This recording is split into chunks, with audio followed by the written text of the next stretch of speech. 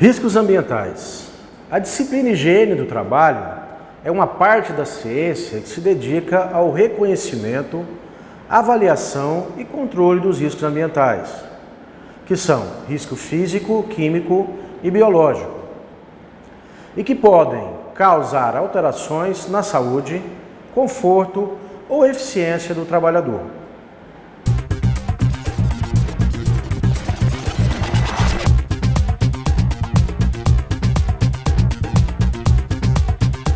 Os riscos físicos se dividem em ruído, vibração, temperaturas extremas, pressões anormais, radiação ionizante e não ionizante.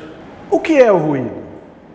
Quando estamos em um ambiente de trabalho e não conseguimos ouvir perfeitamente a fala das pessoas no mesmo recinto, isso é uma primeira indicação de que o local é muito ruidoso. Na realidade, ruído é todo som audível, porém, tratamos aqui dos sons que nos causam desconforto e prejuízo ao nosso sistema auditivo. Para medirmos a intensidade do ruído, utilizamos um medidor de pressão sonora que é chamado decibelímetro.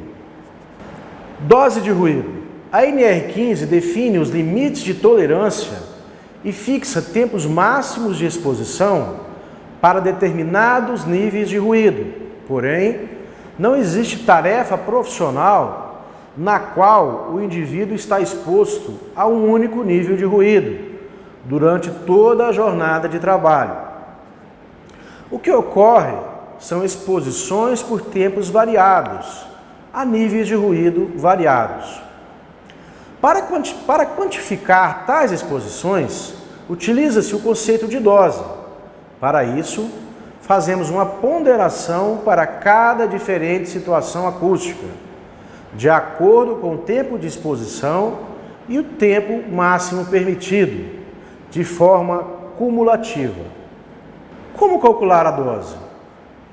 Para calcular a dose, utilizaremos a equação dada na apostila, que é uma relação entre o tempo de ruído real e o tempo permitido por norma, sendo esta D igual a C1 por T1 mais C2 por T2 mais Cn por Tn, onde D é a dose de ruído, C é o tempo real de exposição por nível de ruído e T é o tempo de exposição permitido pela NR15 para o mesmo ruído que estivermos analisando. Se o valor calculado for menor ou igual a 1, ou seja, 100%, a exposição é admissível. Se for maior que 1, acima de 100%, a exposição ultrapassou o limite, não sendo, assim, admissível a exposição do trabalhador a esse nível de ruído. O exemplo constante da apostila nos dará uma ideia de como calcular o nível de ruído. No exemplo da apostila, nós temos 4 níveis de ruídos medidos, ou exposição real, 81, 84, 90 e 95 decibéis, com tempos de 1, 2, 3 e 2 horas, ou seja, 8 horas de jornada de trabalho.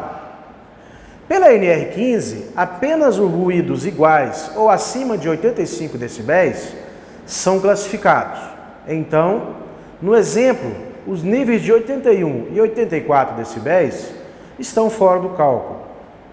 Porém, os níveis de 90 e 95 têm como valores limites de exposição de 4 e 2 horas.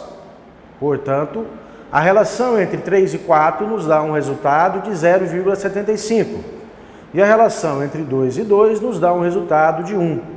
Somando os dois resultados, teremos um valor de 1,75 ou 175%. Com isso, verificamos que o valor calculado para a dose ficou acima da unidade, portanto, acima do limite de tolerância permitido pela NR15. A consequência de uma exposição inadequada em médio prazo é a perda auditiva. A perda auditiva é muito lenta e irreparável. Normalmente, essa perda é imperceptível. O meio de diagnosticar essa perda é através de exame audiométrico. Vibrações. As vibrações são agentes físicos nocivos que afetam os trabalhadores e que podem ser provenientes das máquinas. As vibrações encontram-se presentes em quase todas as atividades. Os riscos devidos às vibrações mecânicas têm efeitos sobre a saúde e segurança dos trabalhadores e deles podem resultar em perturbações musculoesqueléticas, neurológicas e vasculares, além de outras patologias. As vibrações podem ser de dois tipos, localizadas ou generalizadas.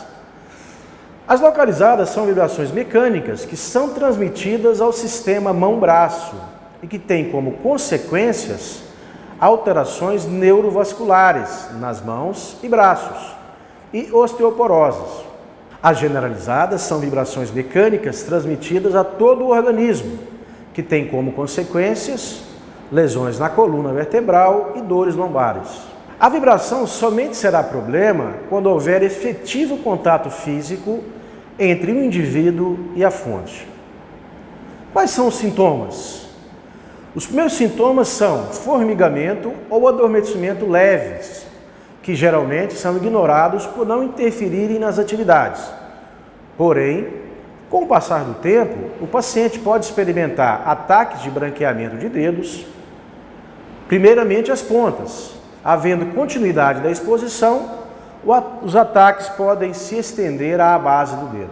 A exposição pode ser classificada em graus conforme consta em tabela na apostila. As pressões são classificadas em dois tipos, hipobáricas e hiperbáricas. Hipobáricas, pressões menores que 1 atmosfera e podem causar coceira na pele, dores musculares, vômitos, hemorragias pelo ouvido e ruptura do tímpano. Hiperbárica, pressões maiores que 1 atmosfera. Efeitos da pressão sobre o organismo. Os efeitos podem ser classificados de dois tipos, efeitos diretos ou primários, efeitos indiretos ou secundários. Efeitos diretos ou primários são resultados da ação mecânica da pressão sobre as células do corpo. Suas consequências são o barotrauma e a embolia traumática pelo ar. Efeitos indiretos ou secundários são assim chamados devido a alterações fisiológicas produzidas em decorrência das pressões parciais dos gases absorvidos pelo organismo. Barotrauma. Barotrauma é um traumatismo causado pela mudança de pressão. Os tipos de barotrauma são barotrauma do ouvido médio, do ouvido externo, dos seios da face, dos pulmões, total, facial, de roupa, dental e bloqueio reverso. Ao nível do mar, a pressão é de 1 atmosfera, acima do nível do mar, menor que 1 atmosfera, e abaixo do nível do mar, maior que 1 atmosfera. Ou seja, quando a pressão externa ao corpo aumenta, ocorre um barotrauma. Quando a pressão externa ao corpo diminui, ocorre o bloqueio reverso. Temperaturas extremas. O conforto térmico no ambiente pode ser definido como a sensação de bem-estar experimentado por uma pessoa no ambiente de trabalho. Basicamente, são 3 os mecanismos de troca de calor do corpo humano com o ambiente, que podem ser convecção, radiação e evaporação. O que é a convecção? A convecção é o processo de remoção de calor quando o ar apresenta uma temperatura inferior à do corpo, e esse transfere calor pelo contato com o ar frio, sendo que o ar quente é mais leve que o ar frio, como ocorre em uma geladeira ou em um sistema condicionador de ar. Radiação térmica. A radiação térmica é o processo pelo qual a energia é transferida da superfície quente para a fria, por meio de ondas eletromagnéticas que, ao atingirem a superfície fria, transformam-se em calor. A radiação térmica não depende do ar ou de qualquer outro meio para se propagar, É a quantidade de energia radiante emitida por um corpo e depende de sua temperatura superficial, como ocorre com a água quando absorve calor durante o dia e o libera durante a noite. O que é a evaporação? O organismo intensifica as atividades das glândulas sudoríparas e perde calor pela evaporação da umidade, ou seja, pelo suor. Umidade relativa do ar. A umidade relativa do ar determina a sensação de calor sentida pelo corpo, sendo que quanto maior a umidade, maior a dificuldade de troca de calor por evaporação. E por isso, há uma sensação térmica maior. Um exemplo é a sensação falsa de que em cidades com índice alto de umidade, o clima é mais quente. Radiações.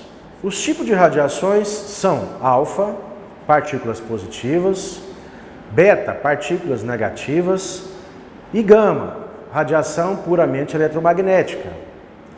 A radiação pode ser dividida em duas categorias, ionizante e não ionizante. Os efeitos da radiação ionizante no organismo humano podem ser efeitos probabilísticos ou estocásticos, efeitos determinísticos ou não estocásticos. Os efeitos probabilísticos ou estocásticos são mais prováveis de ocorrer quanto maior for a quantidade de radiação recebida. Mas aceita-se que mesmo recebendo uma pequena quantidade de radiação, poderá ocorrer algum tipo de efeito que, se aparecer, será sempre grave. Nesse caso, ocorrem modificações na estrutura de uma ou mais células do corpo humano, que conduzem a alterações genéticas, mutações cromossômicas e ao aparecimento de carcinomas. Efeito determinístico ou estocástico. Esses efeitos ocorrem quando a dose de radiação excede um determinado valor e depende da dose e do tempo de exposição. Efeitos biológicos da radiação ionizante. Período latente.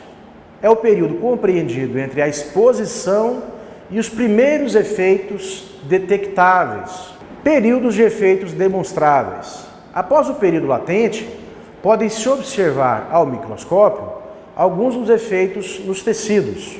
Período de recuperação. Após a exposição, verifica-se uma recuperação até certo ponto. Os efeitos clínicos mais graves são carcinomas, encurtamento da vida, mutações genéticas e efeitos embrionários. As radiações não ionizantes são radiofrequência, micro-ondas, infravermelho, radiação visível, ultravioleta e o laser.